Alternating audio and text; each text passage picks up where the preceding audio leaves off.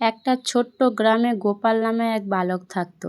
প্রতিদিন তাকে পড়তে যেতে হতো পাশের গ্রামের পাঠশালাতে, কিন্তু মাঝখানে ছিল একটা ছোট্ট জঙ্গল। দিনের বেলাতে জঙ্গলটি ছিল বেশ নির্জন। নানা রকমের পাখির ডাক, বাতাসের শব্দ সবকিছু মিলিয়ে গোপালের ভয় করত খুব। একদিন সে মাকে বলল, মা, আমি ওই জঙ্গল দিয়ে যেতে খুব ভয় পাই। মা স্নেহ ভরে তার মাথায় হাত দিয়ে বলল, ভয় পেলে মধুসূদন দাদাকে ডাকবি। বিশ্বাস নিয়ে ডাকলে সে তোর ডাক ঠিক শুনবে।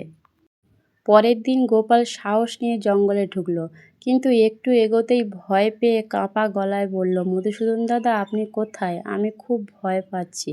কিছুক্ষণ পর যেন এক মধুর কণ্ঠ ভেসে আসলো, ভয় পেও না, আমি তোমার সঙ্গে আছি। গোপালের মনের সাহস ফিরে এলো। সে আনন্দ মনে পথ চলতে লাগলো। এরপর থেকে সে প্রতিদিন বিশ্বাস নিয়ে মধুসূদন দাদাকে ডাকতো, আর তার মন থেকে ভয় দূর হয়ে যেত। কয়েক মাস পর পাঠশালার একটি উৎসবের আয়োজন হলো। গুরুজি বলল, প্রত্যেক ছাত্র যেন যে যার সামর্থ্য মতো কিছু নিয়ে আসে।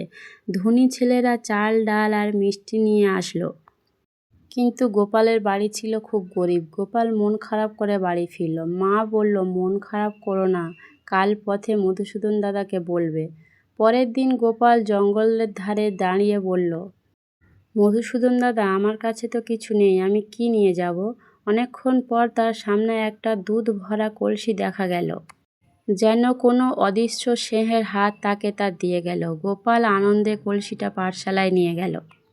প্রথমে অনেকেই ছোট কলসি দেখে হাসল, কিন্তু যখন সেই দুধ বড় পাত্রে ঢালা হলো তখন আশ্চর্য ঘটনা ঘটল।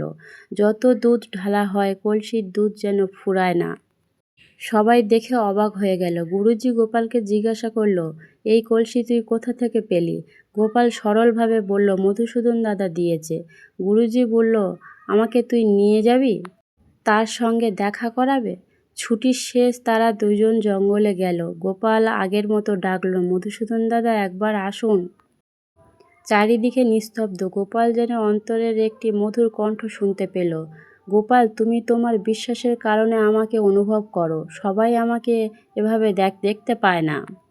গোপাল শান্ত মনে গুরুজির দিকে তাকালো। গুরুজি বুঝলেন, ঈশ্বরকে চোখে দেখা যায় না, অন্তরের বিশ্বাস আর নির্মল হৃদয় নিয়ে অনুভব করতে হয়। সেদিন থেকে গুরুজি ছাত্রদের শেখাতে লাগলো, জ্ঞান যেমন দরকার তেমন দরকার সত্য, সরলতা ও ঈশ্বরের প্রতি অটল বিশ্বাস। নমস্কার বন্ধুরা, আমার গল্প যদি আপনাদের ভালো লাগে তাহলে চ্যানেলটিকে সাবস্ক্রাইব করো আর একটি লাইক দিয়ে যেও।